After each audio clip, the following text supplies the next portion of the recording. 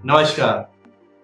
अगर आपने भी पिछले साल स्टॉक से, फ्यूचर एंड ऑप्शन से या क्रिप्टो से प्रॉफिट कमाया है, तो हो सकता है कि जाने अनजाने आप ऐसी गलती कर बैठे हो जिसकी वजह से आपको इनकम टैक्स डिपार्टमेंट की नोटिस का सामना करना पड़ रहा हो। और जानते हैं, लाखों रिटेल इन्वेस्टर्स को तो ये पता ही नहीं होता कि वो कौन सी गलती कर रहे हैं, जिसका रिजल्ट ये होता है या तो वो टैक्स का पेमेंट ज्यादा करते हैं या फिर नोटिस का सामना करते हैं। तो अगर अगले 10 मिनट तक आप मेरे साथ रहते हैं तो आज के बाद आपको ये कंफ्यूजन कभी नहीं होगा कि स्टॉक्स पर कैसे टैक्स लगता है, फ्यूचर एंड ऑप्शंस पर टैक्स अलग क्यों है, क्रिप्टो पर इतने सख्त रूल क्यों बनाए गए हैं और कौन सी ऐसी वो गलती है जो आईटीआर फाइल करते समय लोग करते हैं। तो देर ना करते हुए चलिए शुरू करते हैं। अब एक एग्जांपल लेते हैं दो दोस्तों का। मान लीजिए राहुल और अमित दो दोस्त हैं। उन्होंने फाइनेंशियल ईयर 25-26 में 2 लाख का प्रॉफिट कमाया। राहुल ने स्टॉक मार्केट से और अमित ने फ्यूचर एंड ऑप्शन से। दोनों खुश थे कि दोनों ने बराबर का प्रॉफिट कमाया, लेकिन जब टैक्स के पेमेंट की बारी आई तो दोनों का बिल एक जैसा नहीं था, बल्कि एक को दूसरे से कहीं ज्यादा का पेमेंट करना पड़ा। क्यों? यही पूरा खेल आज हम समझने वाले हैं। सबसे पहले बात करते हैं स्टॉक मार्केट की, क्योंकि यहीं पर सबसे ज्यादा लोग इन्वेस्ट करना शुरू करते हैं।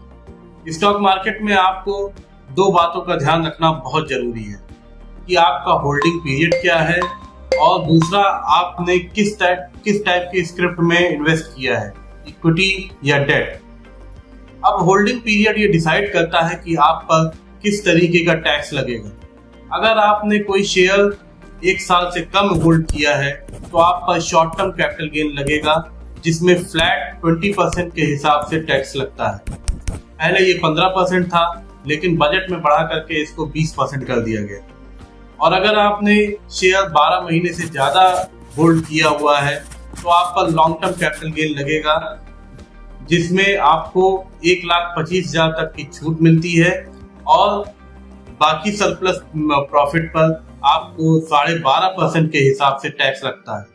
अब अगर हम राहुल की बात करें, जिसने स्टॉक मार्केट में इन्वेस्ट किया और 8 महीने में ही शेयर्स को परचेज करके सेल कर दिया, तो जो 2 लाख का प्रॉफिट उसने कमाया था उस पर 20% के हिसाब से 40,000 रुपए टैक्स लगेगा। लेकिन अगर वहीं पर वो 4 या 5 महीने के लिए वेट कर लेता तो जो उसको 2 लाख का प्रॉफिट हुआ उस पर उसको लॉन्ग टर्म कैपिटल गेन के तहत इनकम टैक्स में पेमेंट करना होता और उसको 1.25 लाख की छूट भी मिलती, यानी कि उसको सिर्फ 75,000 पर 12.5% के हिसाब से टैक्स देना पड़ता, जो कि निकल के आता है 9,375। लेकिन स्टॉक्स की कहानी यहीं पे खत्म नहीं होती। बहुत से लोग म्यूचुअल फंड में इन्वेस्ट करते हैं और सोचते हैं कि उन पर टैक्सेशन उसी तरीके से एप्लीकेबल होगा जिस तरीके से लिस्टेड शेयर पर एप्लीकेबल होता है, और यहीं पर बहुत सारे लोग गलती करते हैं। मान लीजिए आपने इक्विटी म्यूचुअल फंड में इन्वेस्ट किया है तो आप पर उसी तरीके से टैक्सेशन एप्लीकेबल होगा जिस तरीके से लिस्टेड इक्विटी शेयर पर एप्लीकेबल होता है। यानी कि अगर आपका होल्डिंग पीरियड 12 महीने से कम है तो आप पर शॉर्ट टर्म कैपिटल गेन लगेगा और 20% के हिसाब से टैक्स का पेमेंट करना होगा। और अगर आपका होल्डिंग पीरियड 12 महीने से ज्यादा है तो आप पर लॉन्ग टर्म कैपिटल गेन लगेगा और आपको उसमें 1,25,000 रुपए तक की छूट और सरप्लस इनकम पर 12.5% के हिसाब से टैक्स लगेगा। लेकिन असली ट्विस्ट यहीं पर है।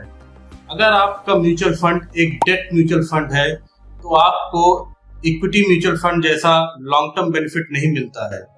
आपका जो भी प्रॉफिट होगा वो आपके टोटल इनकम में जुड़ जाएगा और आपका जो टैक्स एप्लीकेबल होगा वो स्लैब रेट के अकॉर्डिंग होगा।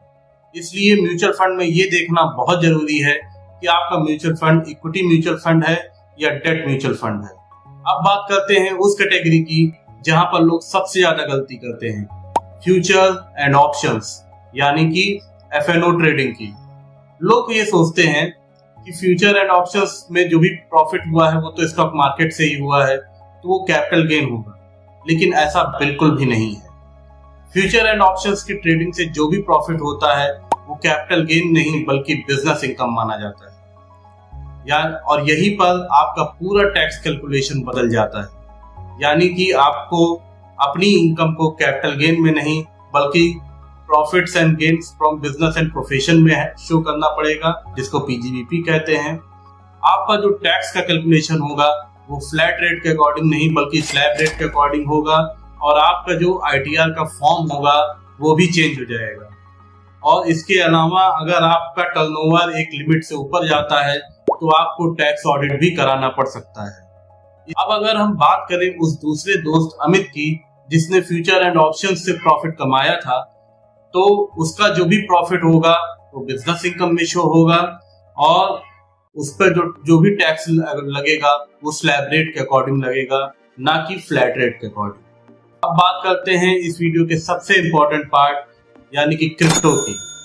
देखिए, क्रिप्टो को भारत में वर्चुअल डिजिटल एसेट यानी कि वीडीए माना जाता है।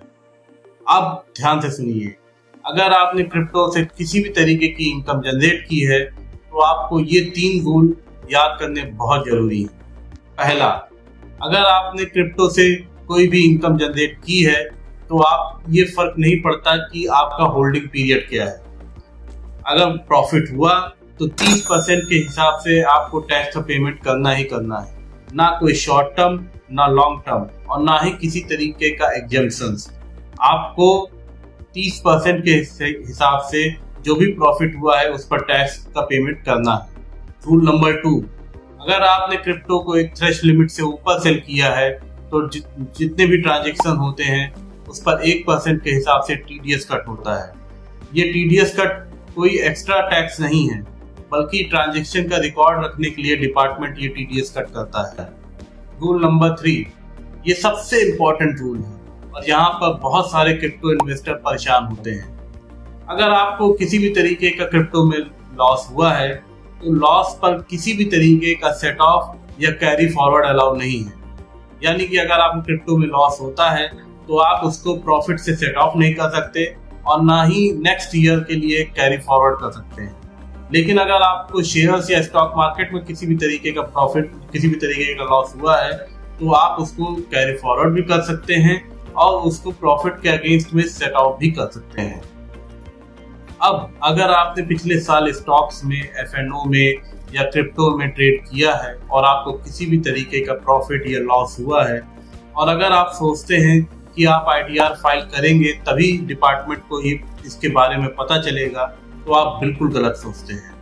क्योंकि आपने जितने भी फाइनेंशियल ट्रांजैक्शन किए हैं वो इनकम टैक्स पोर्टल के एनुअल इंफॉर्मेशन स्टेटमेंट यानी कि AIS में शो होते हैं। और सबसे ज्यादा लोग यहीं पर गलती करते हैं। जब वो अपना आईटीआर फाइल करते हैं तो वो AIS के ही डाटा को एज इट इज कॉपी कर लेते हैं और उसी के अकॉर्डिंग अपना आईटीआर फाइल कर देते हैं। ध्यान रखिए कि AIS कोई प्रूफ नहीं है, वो सिर्फ एक इंफॉर्मेशन स्टेटमेंट है। उसमें दी गई इंफॉर्मेशन गलत भी हो सकती है, इसलिए AIS की इंफॉर्मेशन को हमेशा क्रॉस चेक करिए, अपने डाटा से वेरीफाई करिए और उसके बाद ही अपना इनकम टैक्स रिटर्न फाइल करिए। अगर आपको ये वीडियो यूजफुल लगी हो तो उन लोगों के साथ जरूर शेयर करिए जो स्टॉक्स, म्यूचुअल फंड, एफएनओ और क्रिप्टो में ट्रेड करते हैं, क्योंकि आपकी एक शेयर की वजह से ये हो सकता है कि अगले की बड़ी टैक्स मिस्टेक बच जाए। ऐसे ही फाइनेंशियल, टैक्सेशन और इन्वेस्टमेंट की नॉलेज के लिए इस चैनल को सब्सक्राइब कर लीजिए, क्योंकि यहाँ पर मैं आपको सिर्फ न्यूज नहीं देता, मैं आपको पूरा टॉपिक समझाता हूँ जिससे आपको फाइनेंशियल डिसीजन लेने में आसानी होती है। Thank you.